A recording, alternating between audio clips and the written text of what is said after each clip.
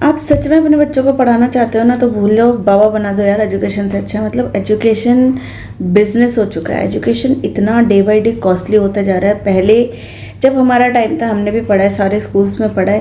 पहले क्या होता था, स्कूल्स की फ़ीस ली जाती थी, जी ये फ़ीस है, ये बुक्स है। बुक्स भी आप बाहर से परचेज़ करो, कोई सरदर्दी नहीं होती थी। आजकल की डेट में बुक्स आप स्कूल से ही लो। क्यों भाई, 4 लाइनों की किताबें तो लेनी है, बाहर से लो, वहाँ से लो, उसमें क्या फ़र्क पड़ता है। आप पढ़ाने बैठे हो या दुकान खोलने के लिए बैठे हो कि हमारी दुकान से माल खरीदो जी तभी हम पढ़ाएंगे। ऐसा ही केस हरदोई में हुआ, जहाँ एक पेरेंट बाहर से अपने बच्चे को नोटबुक्स परचेज करा दी थी। नहीं होंगे कैपेबल कि स्कूल में भाई 40-50 रुपए 80 रुपए की मिल रही है, बाहर वही अगर 60 की मिल रही है, तो हर कोई कॉस्ट कटिंग सोचता है। और बेसिकली तब जब वो मिडिल क्लास फैमिलीज हो, हायर्स को कोई फ़र्क नहीं पड़ता, ठीक है यार जितना पैसा है भरो।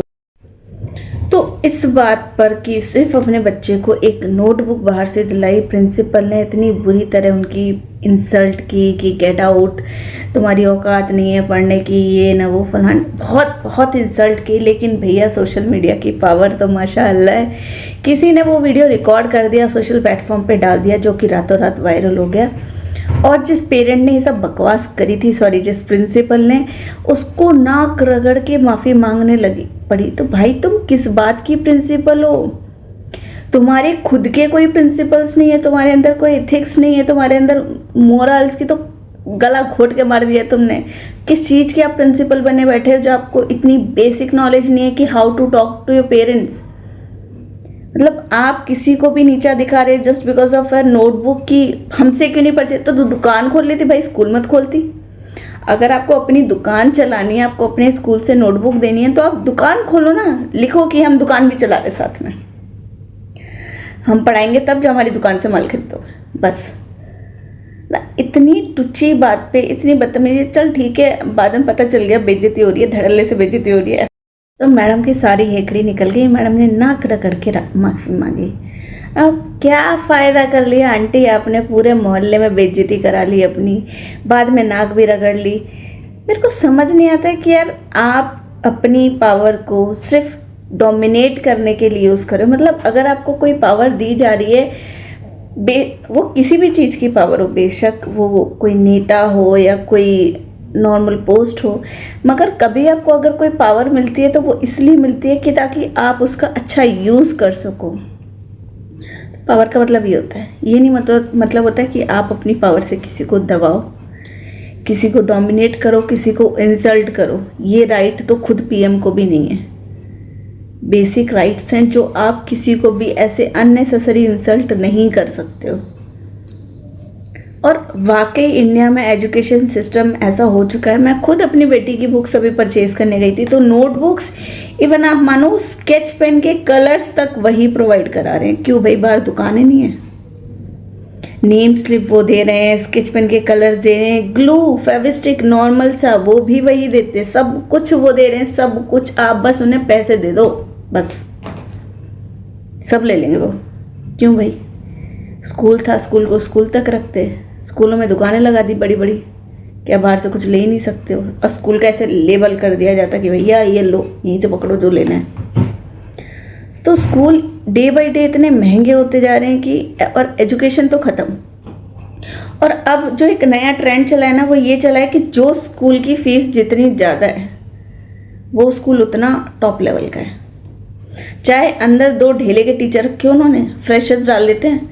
मतलब मैंने 2-3 स्कूल्स ऑब्जर्व किए थे जब मैं विज़िट करती थी। स्कूल बहुत अच्छे हैं, बट उनके अंदर जो टीचर्स रख रखे हैं ना, उनको वो फ्रेशर्स है। मतलब ऐसे कोई ग्रेजुएशन करके आ गया है। और मेरी उनसे बात हुई, मैंने बोला मैम क्या क्वालिफ़िकेशन है? मैम हम तो अभी ना बस एक्सपीरियंस कर रहे हैं। मैम बहुत सारे टीचर से मेरी बात हुई, मैम अभी तो हम सिर्फ एक्सपीरियंस कर रहे हैं हर चीज़। मतलब आप अगर किसी पेरेंट से 16,000-15,000 रुपये ले रहे हो, तो आप टोटल वो बंदा अपॉइंट कर रहे हो जो आप जिसे खुद 10-15,000 की सैलरी दे रहे हो, या 20,000 मैक्सिमम। एक क्लास में 50-50 बच्चे, एक क्लास के सेक्शंस तो ऐसे हो गए हैं, GHIJ सेक्शन पे सेक्शन। मतलब एक क्लास से जितना रेवेन्यू आता होगा ना, आप मानो उसका वो 1% में भी टीचर हायर नहीं करते हैं। इस कदर एजुकेशन सिस्टम खराब हो चुका है। बोला जाता है एजुकेशन मस्ट है, जो भी नेता आते हैं इस पे भाषण देते हैं एजुकेशन पे कि भाई एजुकेशन ये करेंगे वो करेंगे हम। एजुकेशन एक बेसिक नीड है, और जब तक आपका देश पढ़ेगा नहीं ना तब तक वो बढ़ेगा नहीं। तो वो जो बेसिक चीज़ है उससे लोगों को दूर रखा जाता है। जो अमीर है वो अफोर्ड कर लेगा, मिडिल क्लास वाले भी बेचारे घिस घिसा के अपनी कर ही लेते हैं जैसे तैसे मैनेज कर, लेकिन जो बेचारा लोअर लेवल का बंदा है वो कहाँ जाएगा, वो तो वो अफोर्ड ही नहीं कर सकता। सरकारी स्कूल्स तो अब बस नाम के रह गए हैं, होता कुछ है नहीं उनमें। या तो आप सरकारी सिस्टम गवर्नमेंट सिस्टम को इतना स्ट्रॉन्ग करो कि भैया लोग प्राइवेट में जाने से पहले 10 बार सोचे कि इस वाले स्कूल में जाओ, गवर्नमेंट स्कूल में जाओ, बेस्ट हो तुम्हें। तो सरकारी तो बस नाम रह गया, रेड पीट के रख दी है। तो जो गरीब है ना वो ऑलरेडी गरीब होता जा रहा है, फिर वो क्या करेगा, फिर वो चोरी करेगा, फिर वो इधर उधर भीख मांगेगा, किसी को टोपी पहनाएगा। तो वो यही करेंगे ना, क्या करेंगे भाई, सबको अपना अपना पेट तो भरना ही है ना, कोई भूखा तो मरेगा नहीं भैया, पेट के लिए तो हर कोई सब कुछ करता ही है।